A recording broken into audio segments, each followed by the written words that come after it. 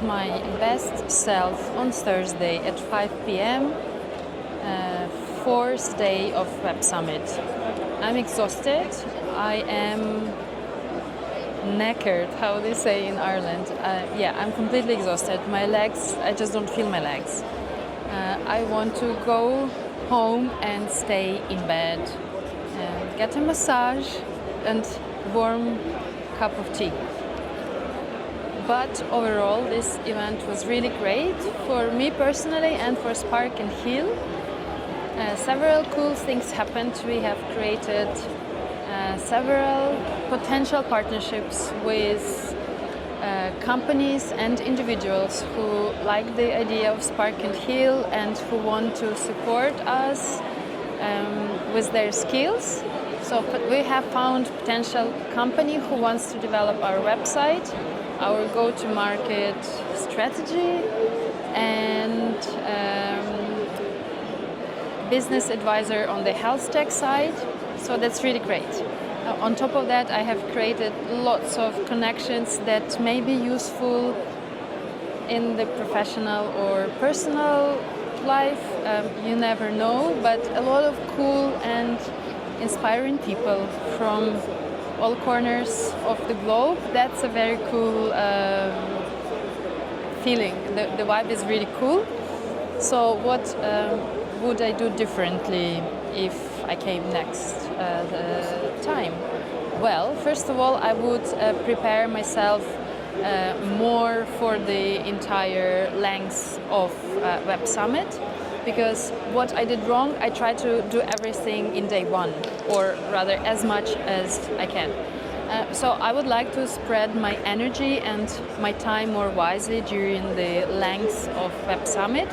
So when there is time in the evening for different meetups, that I have energy to stay there, because actually that's where you create closer connections. During the day at WebSummit, people are busy, they have work, like business meetings, they exhibit their startups, and so they're not really present in the way that you probably would like to when socializing. So actually the socializing part after, like in the evening, it's really nice. So again, like the advice I would give to myself is to spread my energy level across the duration of WebSummit instead of focusing on one day. Also, sign up to master classes instead of attending events and talks. Master classes are smaller events for groups between 70 and 100 people, and they are more targeted. They are not recorded, so you cannot find the trace online, but you have also Q&A session after each master class, and you can interact directly with the person. So this time I went to 2 master classes about financing, and I clearly understood that for Spark and Heal we really don't want to go the path of raising VC, but we want to bootstrap, and we want to apply for different grants, tap into foundations and work with institutions, because as a mission-driven startup, we don't want to compromise our goals and our mission. Okay, let's see what happens in the future, but for the time being, that's our vision. And the sessions, the master classes that I attended, they just confirmed that. Also, what would I do differently? I honestly thought that food here at WebSummit was a little bit overpriced. I don't know if I will take my own sandwiches next time, but I found that it was a little bit exaggerated. So I was kind of like everybody with whom I spoke about this said that they were of the same opinion. So maybe next time I will bring my own sandwich, and definitely the day one I was not even hungry actually. It was helpful to have snack like nuts and dried fruits, and water is everywhere. So I kept myself hydrated through the day. What else I would have done differently? I would maybe, I don't know. I think these 2 points would be different. But other than that, I continued, like I took public transport because in general it was very, well, in general Lisbon is very busy with traffic, so public transport worked just fine. I live in the apartment which is on the same line that WebSummit, so for me it was like 20-minute ride and yeah, no problem. For example, today, this morning, it was the strike of the public transport of the metropolitan workers, so the metro didn't work until 11. And actually it was a good excuse for me just to chill at home because, I don't know, I would not probably survive the day today. But public transport is your best friend for WebSummit. I was pissed off today actually because it was raining and the security didn't allow me to go in with my umbrella, and I had a meeting with somebody, so it was super time sensitive. Luckily, the person with whom I had meeting agreed to wait for me. Other than that, I had to return to the very beginning of WebSummit and to leave my umbrella in the locker room and then return back. So it took me like 20 minutes or even 25 minutes. So don't make this mistake next year when you go to WebSummit. Umbrellas are not allowed. And then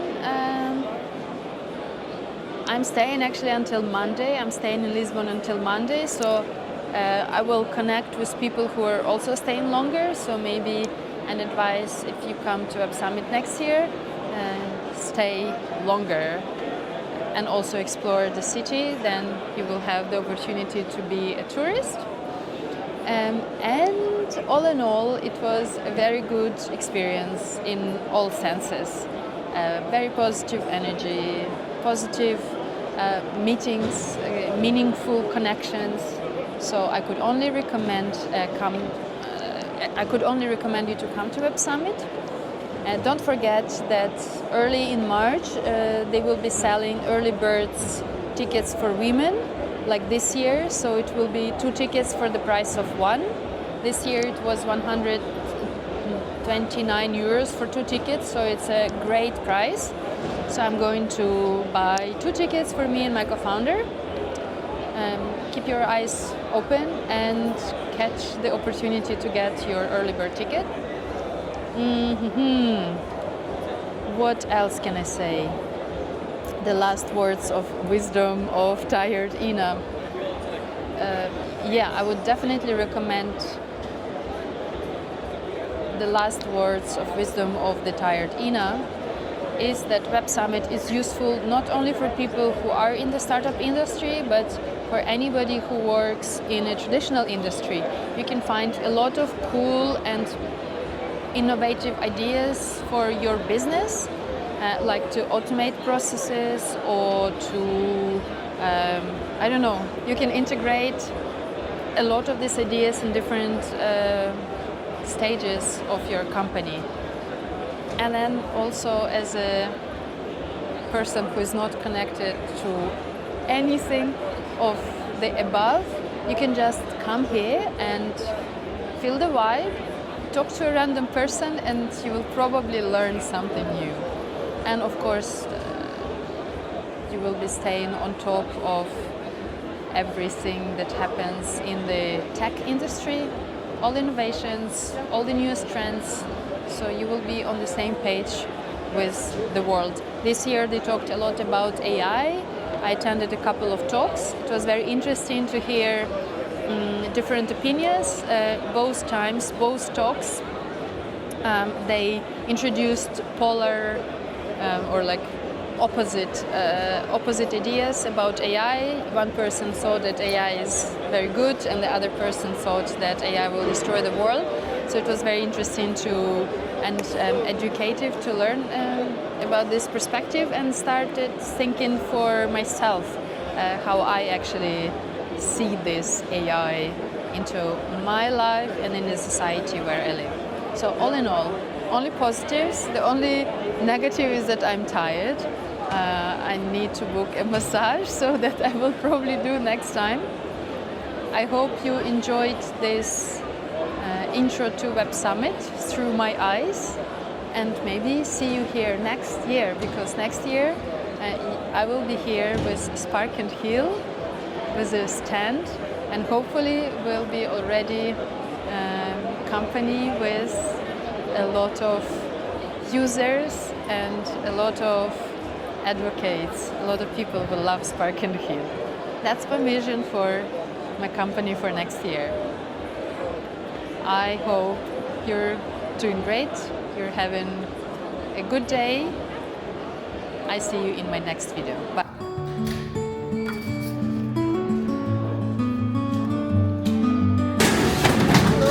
Ta-da, a pretty yellow bag. I am ready to meet my bestie.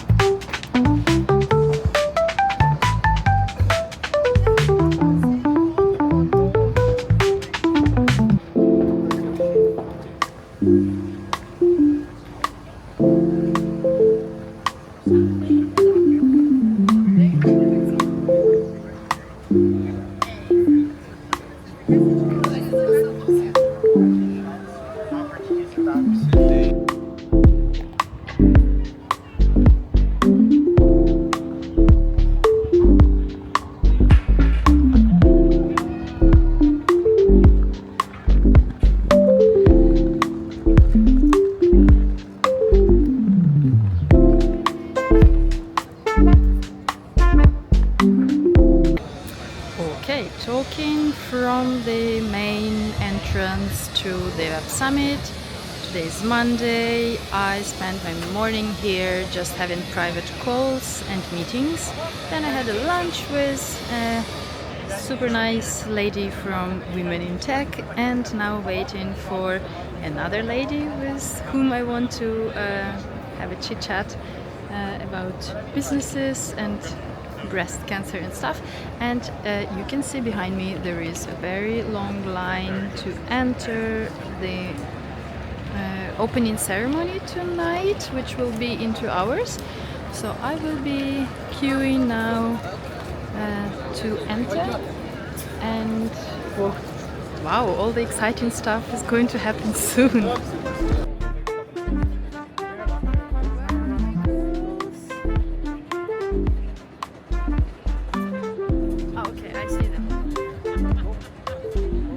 I will try to find a quiet place to hug.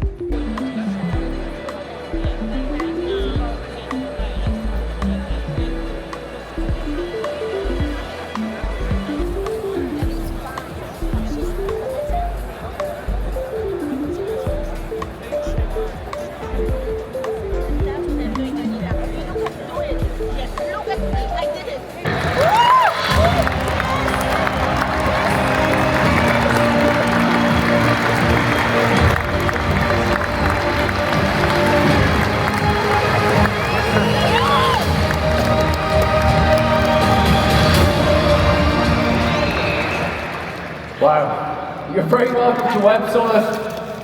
It's really great to be back here.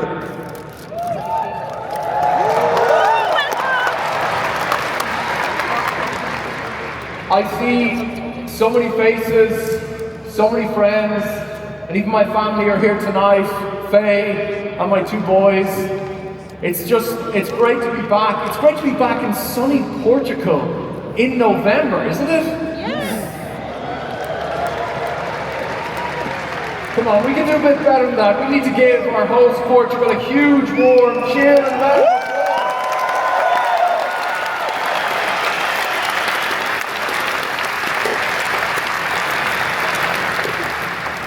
Welcome also to all the startups who have traveled from every corner of the globe. We have the largest number of startups ever exhibiting across our venue over the coming 3 days. There's a significant increase in startups from the United States and from Latin America, in particular from Brazil.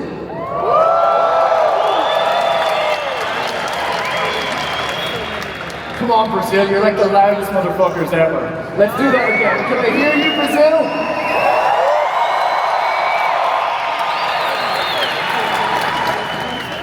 We also have a record-breaking number of startups founded by women.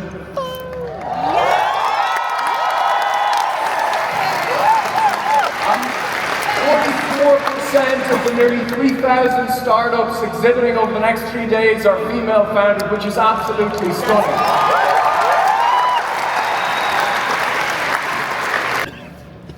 Just last week, we released our first ever Crunchbase funding report, which showed early stage startups who attended last year have raised over 750 million over the last 12 months alone, and that number is only increasing.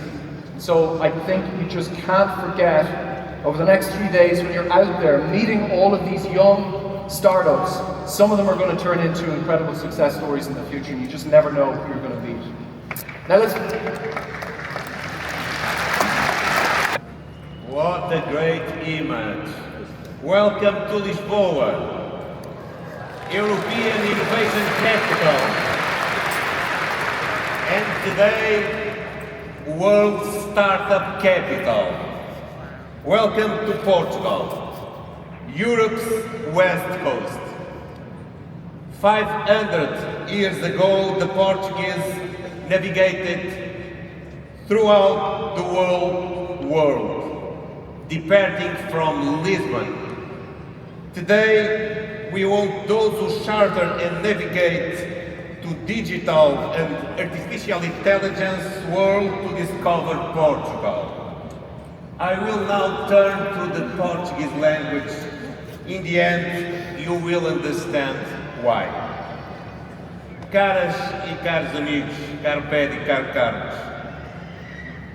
aqui em Portugal, em qualquer altura do ano, qualquer um de vós pode estar, pode fazer surf ou mountain bike, ao nascer do sol, ao final da tarde, e reforçar a inspiração, seja para um dia de trabalho no início do dia, seja para gozarem o descanso no final do dia de trabalho.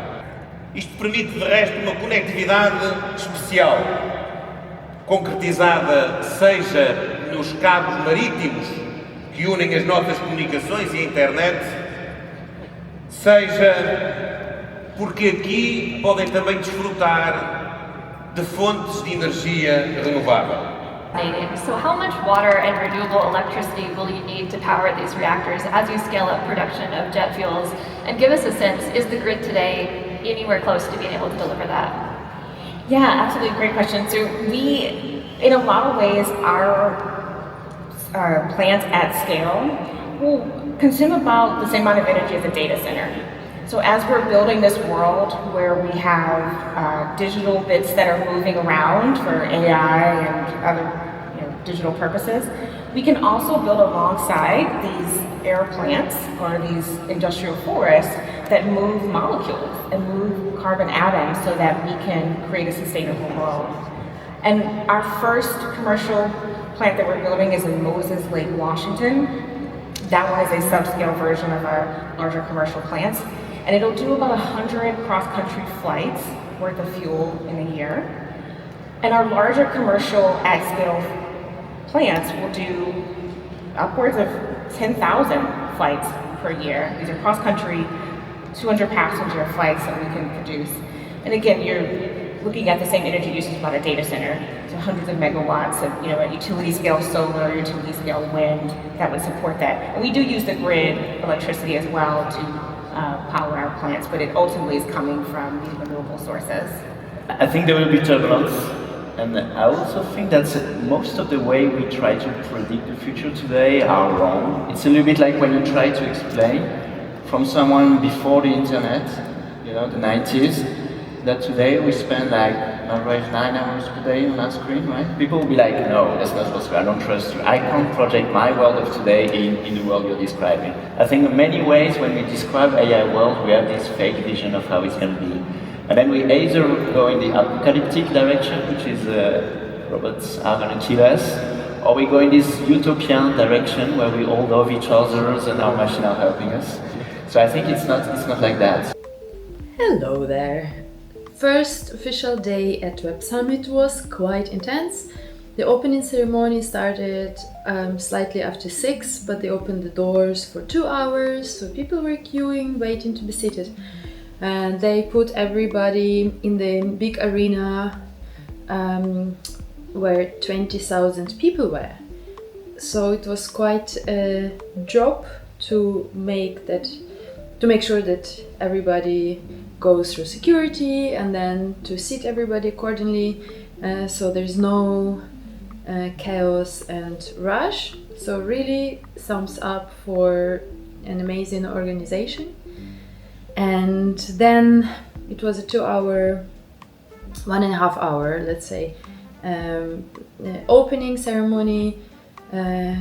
Paddy opened it up with some interesting numbers saying that Lisbon is home of 14 unicorns, and all of these companies then came up to stage.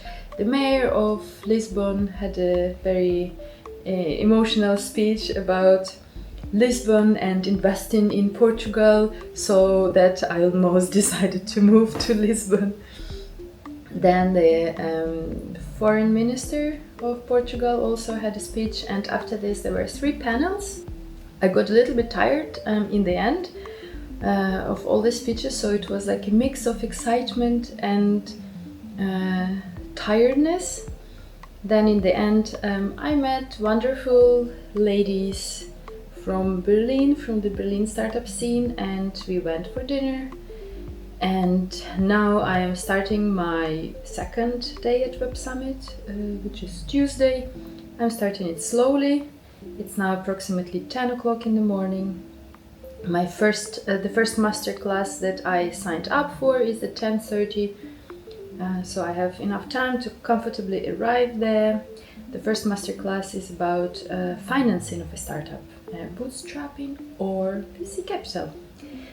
Very interesting topic, a relevant topic for me.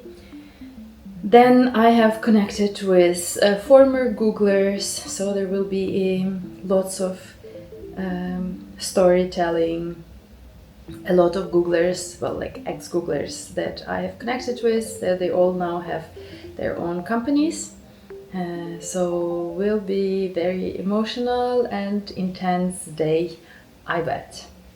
I will make short videos from the day-to-day, maybe some stands that interest me particularly, some startups that I want to know a little bit more about, and yeah, in the evening it will be like a big or several big meetups in Lisbon.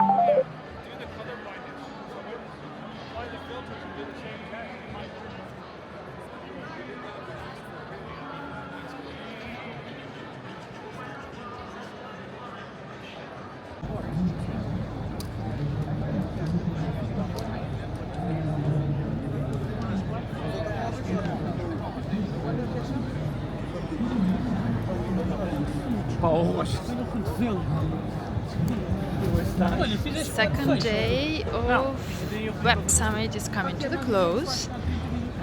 It was very intense for me. I have to say that I cried multiple times, especially 2 times, where I met great people who believe in my project and they want to help us pro bono. One was go-to-market strategy and the other one was web development. And I have to tell you that, okay, I'm just getting a little emotional about this. Yeah, even if these 2 things work, WebSummit was worth coming. Okay, so now I'm going home to drop my huge backpack. Okay, you cannot see it. Huge and heavy backpack. Then I'll have a bite and we'll go to 2 networking events. One is a health tech meetup and another one will be probably Ukrainians meetup because there are very many Ukrainians. I am in a WhatsApp group and there are approximately 1,000 of my fellow Ukrainians. So yeah, it was quite a good day. On this positive note, I am turning my camera off and see you tomorrow. Day 2 at WebSummit. It took a little bit longer today to go through security and yeah, I'm late for my masterclass. But I hope they will let me in. Let's hope that they are nice. Okay, I'll update you later on my tardiness, unwanted. Also, Portugal is very well positioned, so it's close to the United States. If you want to work, also have a team in the United States, this is possible. So it's possible to think, of course, global since day one for a startup, but it helps because of the time differences. And we have a great connection also with Portuguese-speaking markets in Brazil, in Africa, and so very well connected as a whole, right? We are in the same time zone of London, and all of these perks that you know of. So getting into the public policies and how does Start Portugal work and really does in its daily work. Well, this is a list that's not very attractive, but I will go through all of them. But it's just to show that we have opportunities from all stages of startups, okay? From pre-seed to scale-up and more. Okay, so here it's a very important point that we are very proud of. That is the new startup law. Who heard of this new startup law that was launched last year? So, Zamaria and Tomás from my team. Okay, so last year it was approved in the Portuguese legislation, the first definition of a startup and a scale-up in Portugal. And so this shows that Portugal is really making the effort, and it's proving that it's giving here some benefits for startups. So differentiating startups from SMEs, a normal company, right? So this new startup law will give you fiscal benefits, among others. Also, in the startup law definition, there's a new stock option incentive and policy. So there's a differentiation here when you are going to be taxed on and it's only on the vesting moment and on the tax on disposal, so 14%. So this means, and this shows that it's a much lower rate than other countries, okay? So, any questions regarding this? Still under the startup law, you have the new tax regime, the IFICI, so IFICI. So for non-residents from the last 5 years, so if you're not resident in Portugal from the last 5 years, you have a RAS tax of 20% for 10 years. Now, this is really something that is of your interest because you're maybe not living still already in Portugal or still can make it because of this 5 years range, okay? So this is really an important point for foreigners and the startup law. And for also here the March 2030, this shows that the startup law also is trying to, how would I explain this? So you have different public policies, different public funding opportunities and programs. So March 2030 is one of them. And if you are recognized by the startup law, this will give you like some, I would say, extra points, right, in your application. So this shows that the startup law is already considering and giving benefits if you're really a startup in a certain program. And more programs and more will be part of this list. It will keep growing. So this is the first public program that is in the startup law.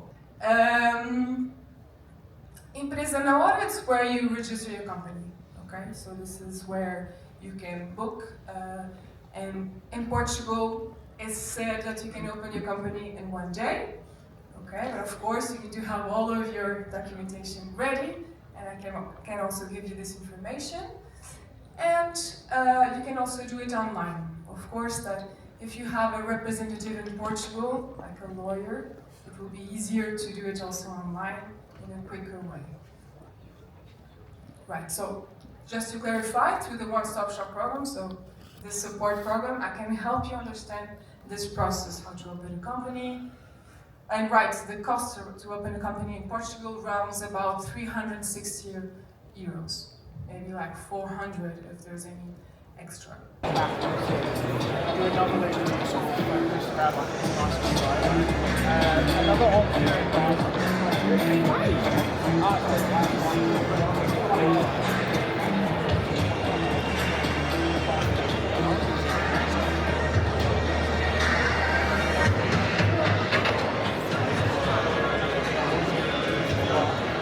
¿A dónde vamos?